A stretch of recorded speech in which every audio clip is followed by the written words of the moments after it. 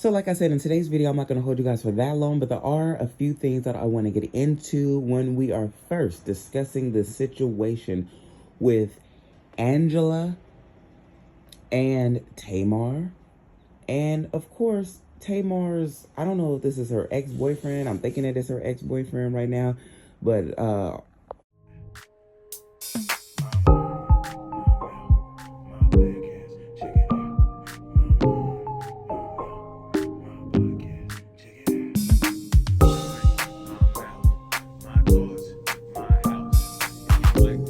now, like I said, in today's video, I'm not going to hold you guys for that long, but there are some things that I definitely want to get into when we're talking about a couple of things. First, I want to talk about the situation going on with Tamar Braxton, a lady by the name of Angela Stutton. I believe that's her last name. I'll make sure that it's posted, but I know I'm butchering her last name. I can't think of it right now.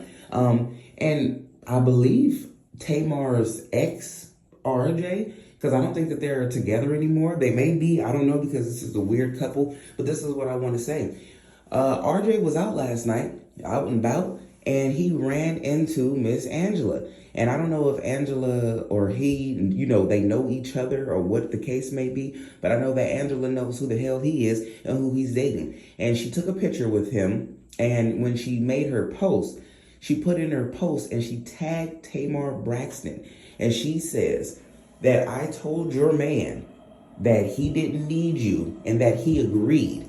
And she basically said that she said that to Tamar's man, or whatever RJ is at the moment of Tamar's, because at one point Tamar told her child that her child did not need her. And I was like, whoa, nobody should tell a child that they don't need their parents. Like, unless you about to swoop in because the parent is heavily on drugs or heavily into some negative stuff, you shouldn't ever tell a child that they do not need their parent. And especially a parent that's like Angela. She is doing her thing. She's an activist. She's known. I think she's a bestseller, or she might have a book or something like that out. But it's like, she's not even like a typical parent. Like, she's active. She's a person that is working with, she has a program where she's working with where instead of women, getting abortions, she's on a program where they have people donate money to women who go ahead and carry through with the child to help support the woman and that child. She's working for that so that way women don't have to, feel like I can't afford to take care of this baby and get rid of the baby, and they can have help. She's doing a whole bunch of things, and I think that on top of her being such an activist for these mothers to continue to have their children, regardless if they have the money or not, I think that when you tell somebody, hey, you don't need your mother, and no telling how Tamar said it to that child, no telling what all words were used, you just don't do something like that. So you dang right, when Miss Angela got her chance and she ran into RJ, she said what she said. And I'm just going to say this. RJ and Tamar's relationship is trash.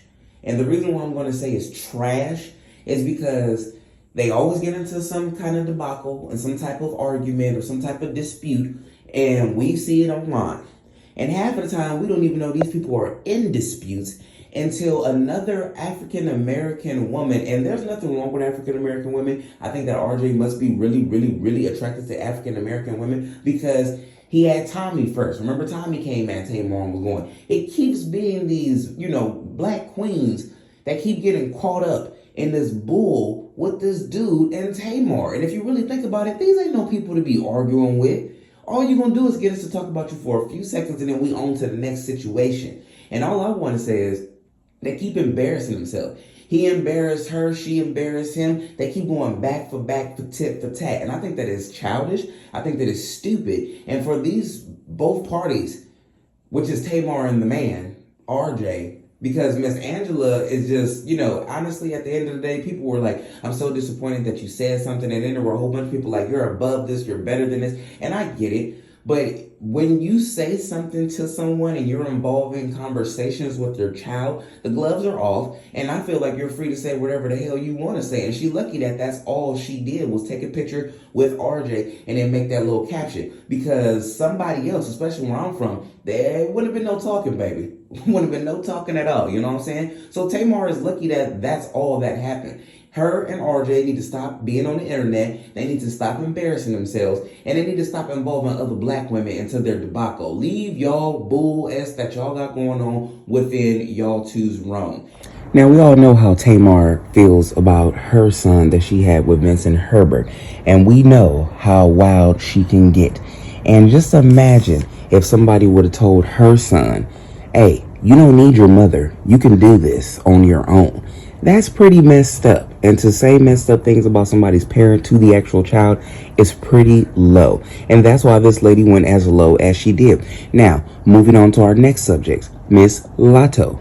I want you guys to hear this clip, then I'll come back with the rest of my commentary. It was salty. I gained a little weight. Because I signed my deal when I was 21, when I had just turned 21. And I was just having money and like living a whole new life, eating out. I know I'm a foodie, so now I have the funds to like feed this foodie in me and stuff. So I gained a little weight. And everybody on the internet was calling me bad body and stuff. So I feel like that played a role. I started being a little insecure about my body, I guess.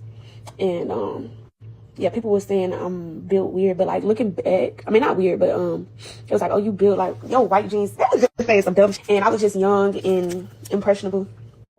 Now, as you guys just clearly heard, she is saying that at the age of 21, you know, she signed a record deal. She gained a little bit of weight, and people were making fun of her.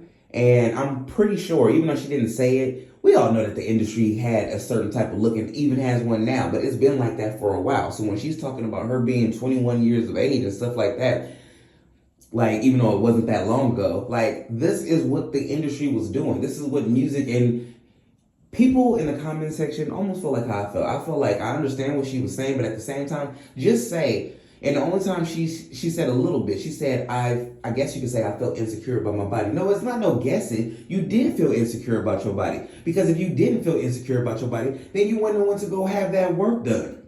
You know what I'm saying? And to be honest with you guys, I didn't even know that Latto had any work did. I just thought that she was thick. And well, we know that she's black and she's white. So I just thought that she was, she was just blessed. I didn't know that she had any work done, you know what I'm saying? And even though I really wasn't checking for her at the ages of 21 or nothing like that, because the last time I had seen her prior to that is when she was on that Jermaine Dupri show. That was the last time I had seen that child. And I hadn't heard nothing else until she really was out there popping and doing some songs like with the Gucci remix or something like that. Like, that's when I was like, oh, that's that girl from that show. I didn't know that she had any work done. So whoever did her job did an amazing job, but take accountability. Say that you didn't like how you looked. Say that you felt pressured from how all these other women in the industry were looking and being promoted, and just keep it real. And what pisses me off is, she needed to take more accountability and she didn't. And that's what pissed me off, and that's what also made a lot of other people upset.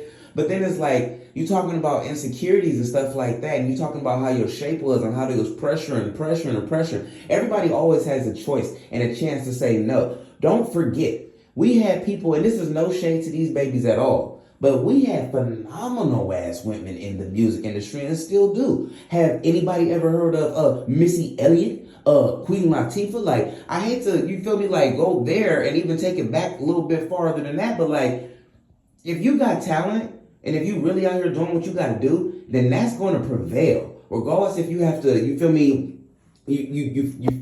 dealing with these people in this industry and stuff. Sorry, I just got caught up. Y'all feel like I'm dealing with these people in this industry and stuff. Like, if you have talent, it's going to be shown. It will definitely exceed. And she does have talent. She didn't need to go get this surgery. But I wish that she would have stayed more so on the front. Not saying, people was talking about my body and just trying to basically put it up on the people. Like, y'all was talking about my body, so that's why I went and got it did. No, sweetheart. You felt insecure, like how you said in your first part of your message. And then after that, you started looking at all these other women coming out here, and you was like, you know what? I kind of want to look like them. And that's when you decided to go ahead and have that operation done. Don't blame it on the people, because us people, and this is Earth, we get talked about every effing day.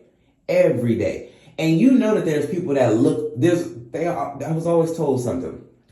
There's somebody always doing better than you, and there's somebody always doing worse than you. There's somebody that's always going to be prettier than you, and there's always going to be somebody here that's uglier than you. I know that didn't really make no sense with the herbs, but listen, if you think about the world in that aspect, she would have known that she was better off than more than half of the world. So there was no point of, oh, they made me feel this way. Because what do you think that normal people got to do who's not, who may be getting called non-attractive, who may be getting called weird shape? What do you think that those people are doing?